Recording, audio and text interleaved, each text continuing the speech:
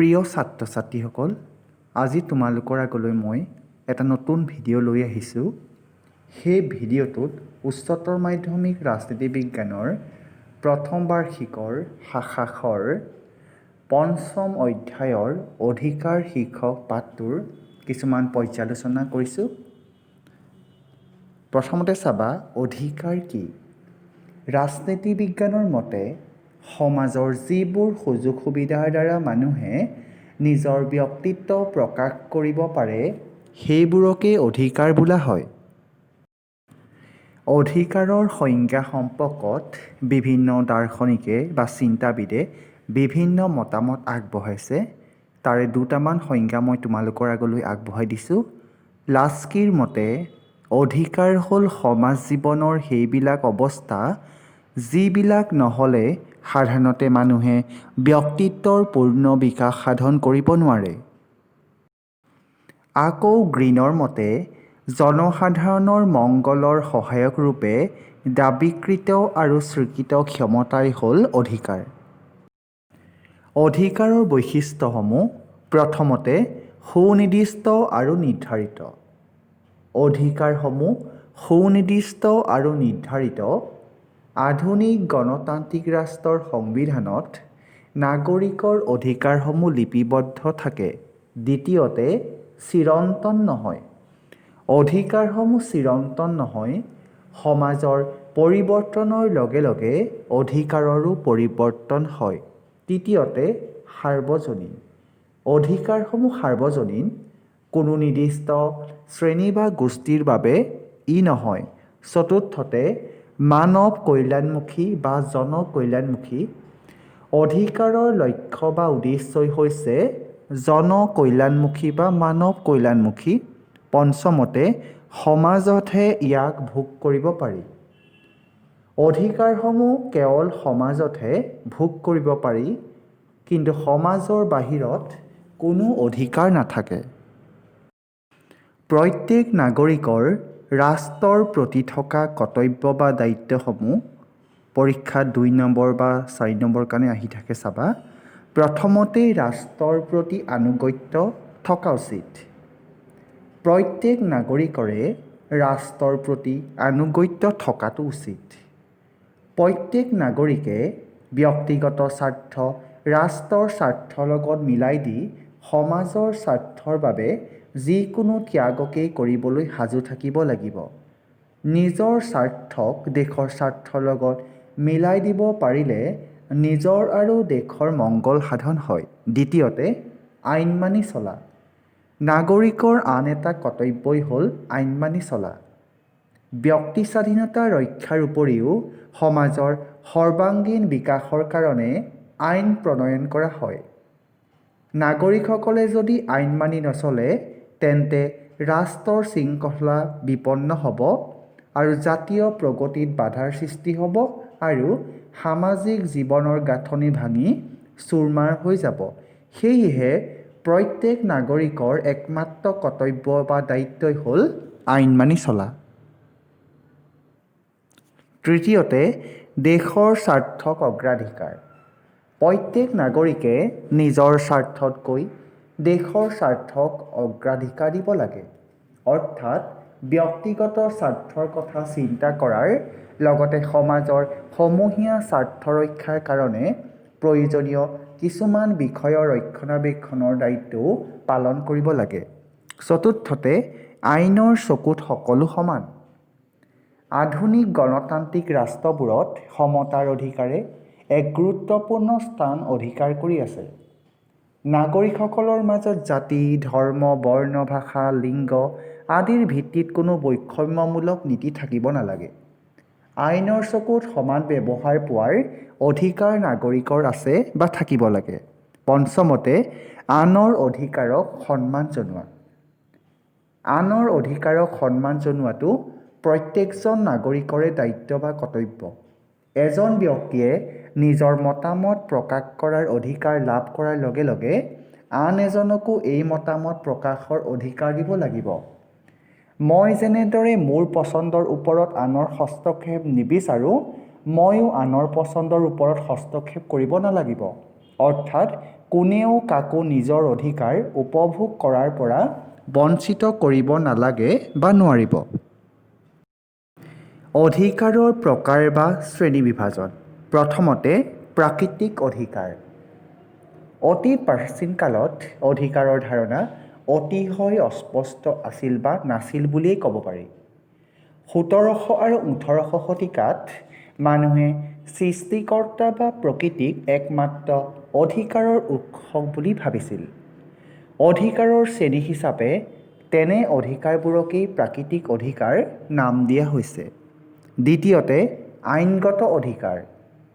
ব্যক্তি আৰু ব্যক্তি সমষ্টিৰ যিকোনো দাবী ৰাষ্ট্ৰৰ অনুমোদন লাভ কৰাৰ পিছতহে অধিকাৰত পৰিণত হয় আৰু সেই অধিকাৰবোৰ ৰাষ্ট্ৰৰ সংবিধান বা আইনৰ দ্বাৰা বলবৎ কৰা হয় বাবে এনে শ্ৰেণীৰ অধিকাৰক আইনগত অধিকাৰ বোলা হয়।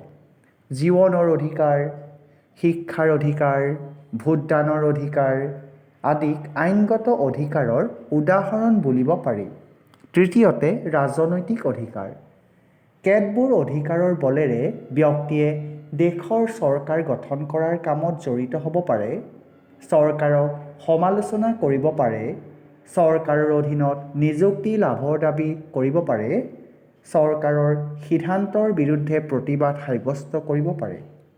তেনেবোৰ অধিকাৰক ৰাজনৈতিক অধিকাৰ বোলা হয়। ভোটদানৰ অধিকাৰ, নিৰ্বাচনত প্ৰতিনিধিত্ব আগবঢ়োৱাৰ অধিকাৰ, ৰাজনৈতিক দল সৃষ্টি কৰা আৰু ৰাজনৈতিক দলত যোগদান কৰাৰ অধিকাৰ আদি এই অধিকাৰৰ উল্লেখযোগ্য উদাহৰণ। চতুৰ্থতে অৰ্থনৈতিক অধিকাৰ। যি অধিকাৰে অৰ্থনৈতিক সমস্যাসমূহ দূৰ কৰি মানুহৰ অৰ্থনৈতিক দিশত স্বাৱলম্বী প্ৰদান কৰে আৰু নিৰাপত্তা আনি দিয়ে, তেনে অধিকাৰক অৰ্থনৈতিক অধিকাৰ বোলা হয়। কাম কৰাৰ অধিকাৰ, উপযুক্ত মজুৰিৰ অধিকাৰ, বৃদ্ধ বয়সত অৰ্থনৈতিক নিৰাপত্তাৰ অধিকাৰ, বিশ্ৰাম আৰু জিৰণিৰ অধিকাৰ ইত্যাদি এই অধিকাৰৰ অন্যতম উদাহৰণ।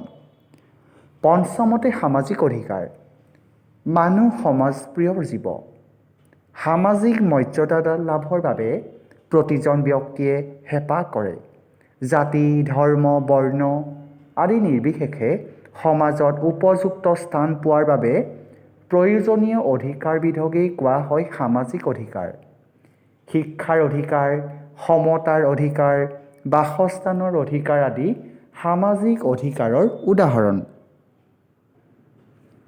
ষষ্ঠতে পৌৰ অধিকাৰ। এখন সমাজত মুক্ত আৰু সভ্য জীৱন যাপনৰ বাবে অত্যাৱশ্যকীয় অধিকাৰবোৰকেই নাগৰিক বা পৌৰ অধিকাৰ বোলে। এই অধিকাৰসমূহে ব্যক্তিৰ ব্যক্তিত্ব বিকাশত সহায় কৰে। এই অধিকাৰ অবিহনে মানুহে সমাজত সভ্য তথা সুশৃংখল জীৱন যাপন কৰিব নোৱাৰে। এই অধিকাৰে নাগৰিকৰ জীৱনৰ বিভিন্ন অধিকাৰক সামৰি লয়, যেনে জীৱনৰ অধিকাৰ, সম্পত্তিৰ অধিকাৰ, স্বাধীনতাৰ অধিকাৰ, শিক্ষাৰ অধিকাৰ, কৰ্মৰ অধিকাৰ, ধৰ্মৰ অধিকাৰ, চিন্তা আৰু মত প্ৰকাশৰ অধিকাৰ আৰু পৰিয়ালৰ অধিকাৰ ইত্যাদি। সপ্তমতে মৌলিক অধিকাৰ। নাগৰিকসকলৰ জীৱনক ব্যক্তিগতভাৱে আৰু সামাজিকভাৱে উৎপাদনক্ষম আৰু গুৰুত্বপূৰ্ণ কৰি তুলিবলৈ যিবোৰ অধিকাৰ মানুহৰ আচল প্ৰয়োজনত লাগে, লিখিত সংবিধানত বিধিবদ্ধ থাকে আৰু সংবিধানৰ দ্বাৰা সংৰক্ষিত হয়, সেইবোৰকে মৌলিক অধিকাৰ বোলে। ই সংবিধান প্ৰদত্ত আৰু সংবিধানত সুস্পষ্টভাৱে লিখা থাকে। এই অধিকাৰসমূহক কোনেও ভংগ কৰিব নোৱাৰে। মৌলিক অধিকাৰসমূহক ন্যায়ালয়ে ৰক্ষণাবেক্ষণ দিয়ে। ভাৰতীয় সংবিধানৰ ৩য় অধ্যায়ত ৬ প্ৰকাৰৰ মৌলিক অধিকাৰ নাগৰিকসকলৰ বাবে সন্নিৱিষ্ট কৰিছে, যেনে সমতাৰ অধিকাৰ, স্বাধীনতাৰ অধিকাৰ, শোষণৰ বিৰুদ্ধে অধিকাৰ, ধৰ্মীয় অধিকাৰ, সাংস্কৃতিক আৰু শিক্ষাৰ অধিকাৰ আৰু সাংবিধানিক প্ৰতিকাৰৰ অধিকাৰ। অষ্টমতে মানৱ অধিকাৰ। সাধাৰণতে মানৱ অধিকাৰ বুলি ক'লে এনে কিছুমান মৌলিক আৰু হস্তান্তৰবিহীন অধিকাৰক বুজা যায়, যিবিলাক অধিকাৰ প্ৰাকৃতিকগতভাৱে জন্মগত আৰু এনে অধিকাৰ অবিহনে মানুহে প্ৰকৃত মানুহ হিচাপে জীৱন ধাৰণ কৰিব নোৱাৰে। ই হ'ল এক জন্মগত অধিকাৰ হোৱাৰ বাবে প্ৰত্যেক ব্যক্তিয়ে জাতি, ধৰ্ম, বৰ্ণ, লিংগ নিৰ্বিশেষে এই অধিকাৰৰ গৰাকী হয়। এই অধিকাৰ পৌৰ আৰু ৰাজনৈতিক অধিকাৰক সাঙুৰি লোৱাৰ লগতে অৰ্থনৈতিক, সামাজিক, সাংস্কৃতিক অধিকাৰো সাঙুৰি লৈছে। মানৱ অধিকাৰ এটি আন্তৰ্জাতিক পৰ্যায়ৰ অধিকাৰ। ৰাষ্ট্ৰসংঘৰ সাধাৰণ সভাই 1948 চনৰ 10 ডিচেম্বৰত মানৱ অধিকাৰক সাৰ্বজনীন মানৱ অধিকাৰ হিচাপে ঘোষণা কৰিছে। নৱমতে, নৈতিক অধিকাৰ। যিবোৰ অধিকাৰ নৈতিকতাৰ ফালৰ পৰা লক্ষ্য কৰি সৃষ্টি কৰা হয় তেনেবোৰ অধিকাৰক নৈতিক অধিকাৰ বোলে। অৰ্থাৎ মানুহৰ নৈতিক অনুভূতি আৰু সামাজিক ন্যায়ৰ ওপৰত নিৰ্ভৰশীল। এই অধিকাৰকে নৈতিক অধিকাৰ বোলে। ই মানুহৰ জ্ঞান, মানুহৰ বিবেক আৰু নৈতিকতাবোধ আদিৰ ওপৰত প্ৰতিষ্ঠিত। সামাজিক প্ৰথা, দেশাচাৰ, জনমত আদিয়েই হ'ল নৈতিক অধিকাৰৰ মূল ভেটি। আমি সকলোৱে আমাৰ কিছুমান নিজস্ব অধিকাৰ আছে আৰু এই অধিকাৰসমূহ যাতে আমি ভালদৰে উপভোগ কৰিব পাৰোঁ তাৰ বাবে কিছুমান প্ৰয়োজনীয় ৰক্ষণাবেক্ষণৰ ব্যৱস্থা কৰাটো ৰাষ্ট্ৰৰ কৰ্তব্য। নাগৰিকৰ অধিকাৰ বা আমাৰ অধিকাৰসমূহ ৰক্ষণাবেক্ষণ দিয়াৰ বাবে কিছুমান উপায় আছে। সেই উপায়সমূহ হ'ল, প্ৰথমটো হ'ল সংবিধান। নাগৰিকৰ অধিকাৰ সুৰক্ষাৰ প্ৰধান উপায় হ'ল সংবিধান। প্ৰত্যেক গণতান্ত্ৰিক ৰাষ্ট্ৰৰ সংবিধানত এই অধিকাৰসমূহ মানে নাগৰিকৰ অধিকাৰসমূহ লিপিবদ্ধ কৰি সিবিলাকৰ ৰক্ষণাবেক্ষণৰ ব্যৱস্থা কৰা হয়। যেনে ভাৰতৰ নাগৰিকৰ অধিকাৰসমূহ সংবিধানত সুস্পষ্টভাৱে উল্লেখ আছে। দ্বিতীয়তে, আইনৰ শাসন। আইনৰ শাসন নাগৰিকৰ অধিকাৰ ৰক্ষাৰ আন এটা উপায়। ইয়াৰ অৰ্থ হৈছে আইনৰ চকুত সকলো সমান। আইনৰ আগত জাতি, ধৰ্ম, উচ্চ নীচ, ধনী দুখীয়া বুলি কোনো প্ৰভেদ নাথাকে। অৰ্থাৎ কোনো ব্যক্তি আইনৰ ঊৰ্ধ্বত নহয় আৰু কোনো ব্যক্তিকে ন্যায়ালয়ৰ দ্বাৰা দোষী সাব্যস্ত নোহোৱাকৈ শাস্তি বিধান কৰিব নোৱাৰি। আইনৰ দৃষ্টিত এই সাম্য প্ৰতিষ্ঠিত হোৱাত ব্যক্তিৰ অধিকাৰ সুৰক্ষিত হয়। তৃতীয়তে, ক্ষমতাৰ পৃথকীকৰণ। নাগৰিকৰ অধিকাৰ ৰক্ষাৰ বাবে ক্ষমতা পৃথকীকৰণৰ আৱশ্যক। চৰকাৰৰ তিনিটা অংগ যেনে কাৰ্যপালিকা, বিধানমণ্ডল আৰু ন্যায়পালিকাৰ মাজত ক্ষমতাৰ পৃথকীকৰণ হ'লে ব্যক্তিৰ অধিকাৰসমূহ ৰক্ষা কৰাত যথেষ্ট সহায়ক হয়। চতুৰ্থতে, ক্ষমতাৰ বিকেন্দ্ৰীকৰণ। ইয়াৰ দ্বাৰা নাগৰিকৰ অধিকাৰ ৰক্ষা হয়। ই থাকিলে ৰাষ্ট্ৰীয় কৰ্তৃপক্ষই সহজতে নাগৰিকৰ অধিকাৰৰ ওপৰত হস্তক্ষেপ কৰিব নোৱাৰে। কিন্তু কেন্দ্ৰীভূত শাসন ব্যৱস্থাৰ অধীনত নাগৰিকৰ অধিকাৰসমূহ বাধাগ্ৰস্ত হ'ব পাৰে। পঞ্চমতে, ৰাজনৈতিক দল। সুসংগঠিত ৰাজনৈতিক দল ব্যৱস্থা নাগৰিকৰ অধিকাৰ সংৰক্ষণৰ কাৰণে বিশেষ প্ৰয়োজন। চৰকাৰী কাৰ্যকলাপৰ ওপৰত বিৰোধী দলে সতৰ্ক আৰু চোকা দৃষ্টি ৰাখিলে চৰকাৰ স্বেচ্ছাচাৰী হোৱাৰ সুবিধা নাপায় আৰু ফলত ব্যক্তিৰ অধিকাৰো ক্ষুণ্ণ নহয়। ষষ্ঠতে, ৰাষ্ট্ৰৰ কাৰ্যাৱলীৰ সম্প্ৰসাৰণ। বহু সময়ত ৰাষ্ট্ৰৰ কাৰ্যাৱলীৰ অপ্ৰয়োজনীয় সম্প্ৰসাৰণে নাগৰিকৰ অধিকাৰ সংকুচিত কৰিব পাৰে। সেয়েহে ৰাষ্ট্ৰৰ কাৰ্যাৱলী যাতে অযথাভাৱে বা অপ্ৰয়োজনীয়ভাৱে সম্প্ৰসাৰণ হৈ নাগৰিকৰ অধিকাৰ খৰ্ব কৰিব নোৱাৰে তাৰ ব্যৱস্থা থাকিলে নাগৰিকে অধিকাৰ ভোগ কৰাত বাধাৰ সৃষ্টি নহয়। প্ৰিয় ছাত্ৰ-ছাত্ৰীসকল, তোমালোকে মোৰ এই ভিডিঅ'টো চাই যদি নিজকে উপকৃত হ'ম বুলি ভাবিছা তেন্তে খুব সোনকালেই মোৰ এই চেনেলটো ছাবস্ক্ৰাইব কৰি দিবা আৰু লগতে তোমালোকৰ বন্ধু বান্ধৱীসমূহলৈ শ্বেয়াৰ কৰি দিবা।